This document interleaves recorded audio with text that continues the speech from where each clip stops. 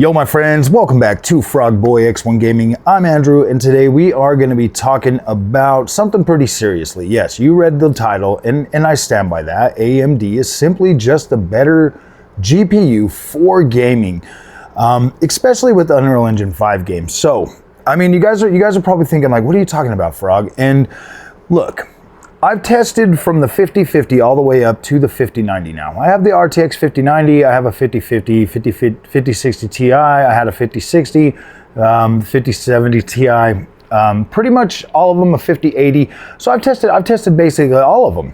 And I keep coming back to this one single fact that I still enjoy gaming on my 9070 XT significantly more, especially when you get Unreal Engine 5 games, especially when you're using stuff like frame tracing or frame generation, all of the things. Okay, so yesterday during a live stream, I coined the term NVIDIA virus. So the NVIDIA virus, my friends, is when they inject the ray tracing stuff into games. That absolutely breaks them for other GPUs, and it also makes them run very poorly on the NVIDIA GPUs until you utilize the features.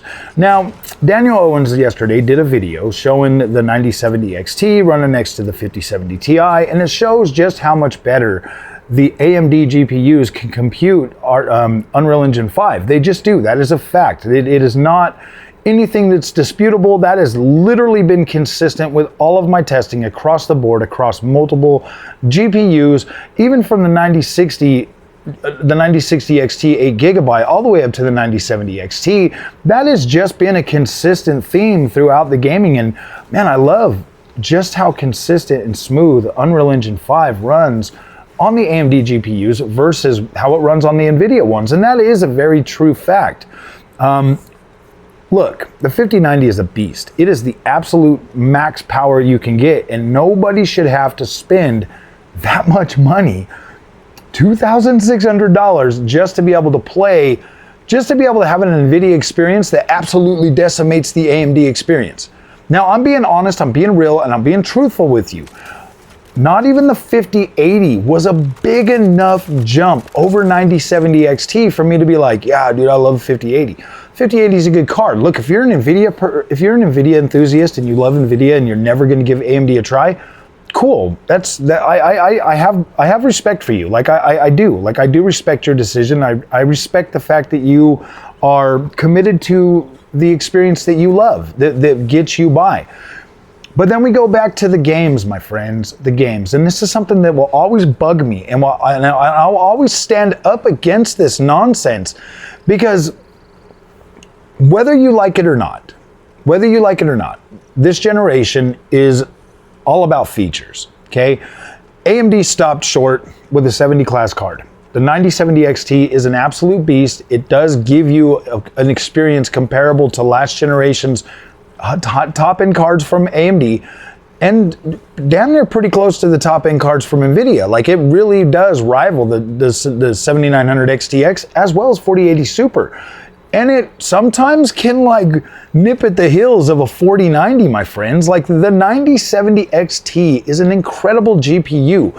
And when you look at it across the whole spectrum, when you look at the stupid bar charts and it's like, oh, it might be 5% slower than blah, blah, blah, that shit doesn't matter when the experience is more consistent on the AMD GPUs. It is just more consistent, and I stand by that. That's been my testing. That's been my experience. Why do you think I'm always like, yeah, dude, I go back to the AMD? Now, in terms of like overall performance levels, when you look at the freaking, the frame counters, yeah, 5070 Ti is pretty on par with the 9070 XT. 5080 is slightly a little bit higher in the averages or whatever. When you select certain games, it really does show a consistent, you know, the NVIDIA cards maybe being a little bit like 5% faster than the AMD cards, okay? And then when you get to the 5090, it absolutely just decimates everything. But I mean, when I say decimates, we're talking 9070 XT on Assassin's Creed Shadows gives me 35. 5080 gives me 40. 4090 gives me 45. 5090 gives me 55 to 60 frames. Okay, guys? That is 5 frames each rung, okay? And then you look at the pricing. Now the 9070 XT is not, it's pretty tough to find at $600 MSRP. So you're looking about 700 to about up to $800, okay? Even the Mercury Magnetic Air has come back down to, you know, just like $809 or whatever. So you're still looking at about $800 for a 9070 XT. Now, in the greater scheme of things and the pricing of all the other GPUs out there, that's reasonable. For the power level that you're getting compared to the competition, yeah, that is very reasonable, and I think that's an actual good value for that card. Like, it really is a good GPU. And then when you look out across the other cards, you start to see like 5070 Ti starts at $750 and it goes like over $1,000. Like the ROG Strix, beautiful card. I love that. I would absolutely love to buy one of those for the channel. ROG Strix, $1,100. I mean, that card is beautiful. There's no denying that. I would absolutely pay that money for it and not feel bad about it. 5080 starts at $1,000, goes all the way up to $1,800 for the almighty Asus ROG Astral, which is another absolutely beautiful card that I would love to have. And yeah, it's beautiful. And if I was going to buy another 5080, I would absolutely get that and just build around it and be happy or whatever. And then you have the 5090, and well, the 4090 too, of course. But these 4 cards. These 4 cards, and you look at what the 9070 XT can do and just how consistently it performs across the board. And now we have the AMD Adrenalin 25.9.1 drivers that allows you to flip on FSR 4 for every single game that supports AMD's FSR 3.1.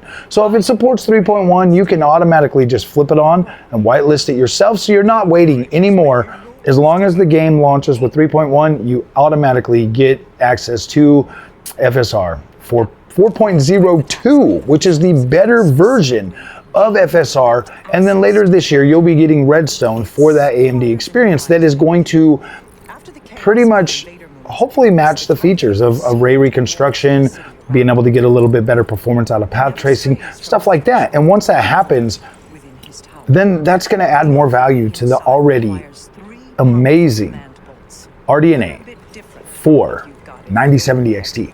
Now, I love this card, okay? And I'm an AMD fan through and through. But that doesn't mean I have to sit and hate NVIDIA. Like, I don't have to. But at least it gives me the ability to be honest with you. Like, when you're in a game and you're playing and you just want a smooth, consistent, frame-paced experience, AMD is going to deliver that for you. When you're on the NVIDIA side, like, I'm not saying, I mean, Borderlands 4 really has shed the light on the NVIDIA experience. And, you know, thanks to Daniel's video, I don't want to take credit for his work. Thanks to Daniel's video, he kind of hit the nail on the head. I mean, this is something that I've noticed, and this is the only reason why I'm commenting on his video, is because this is something that I have absolutely noticed across the whole spectrum of the NVIDIA GPUs this generation on Unreal Engine 5 games. Unreal Engine 5 is a very prominent engine. A lot of developers are going to use it. You're going to keep hearing more and more and more of this. But if you fully understand and you comprehend that, like, look, Unreal Engine 5 is a very heavy engine. And whether you like to admit it or not, I've seen some incredible games that look freaking phenomenal on Unreal Engine 5. And then I've also seen some that are just like thrown together. They're almost like AA games. And that's fine, dude. Even AA studios can use Unreal Engine 5 to make some pretty good looking games. Now, I used to be like really big on the overall visual quality, okay? And then I came over to PC. And PC, I'm torn most of the time because I'm like, damn, I just want my fast frames, but then I also want my beautiful visuals. And PC gives me that ability to tweak that to my liking, to where I'm like, okay, this game still looks absolutely fire, and it runs at really good frames. But even with the inclusion of frame generation on both AMD and NVIDIA, you have the ability to smooth out your experience.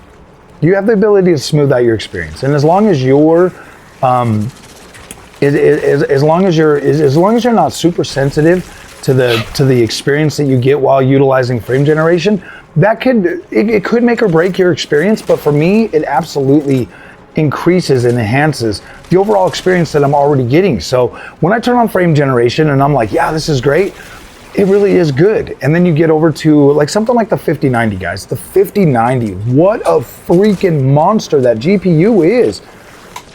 But it's still gonna have its shortcomings when it comes to Unreal Engine 5. Like, that's just a given. I mean, I immediately turned on like Chronos and boom, just that whole stuttery mess thing.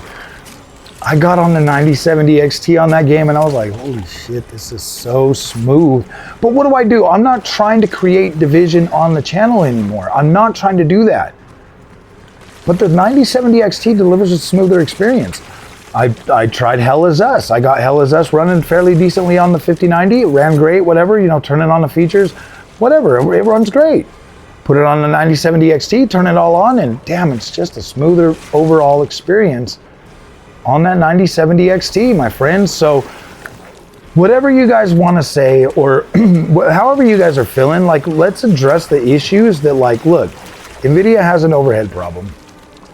The overall games that are built for Unreal Engine 5 seem to be slightly performing better on the AMD GPU. So now not only is it Ubisoft and freaking other games that I absolutely love to play that run better on the AMD, now it's Unreal Engine 5. I'm willing to like sit here and be like, okay, Unreal Engine 5 definitely better on the AMD. I would much rather play those games on an AMD GPU, and even though I've got a 5090 that absolutely is just incredible, trust me guys, I will probably play through all of Borderlands 4 on my AMD 9070 XT.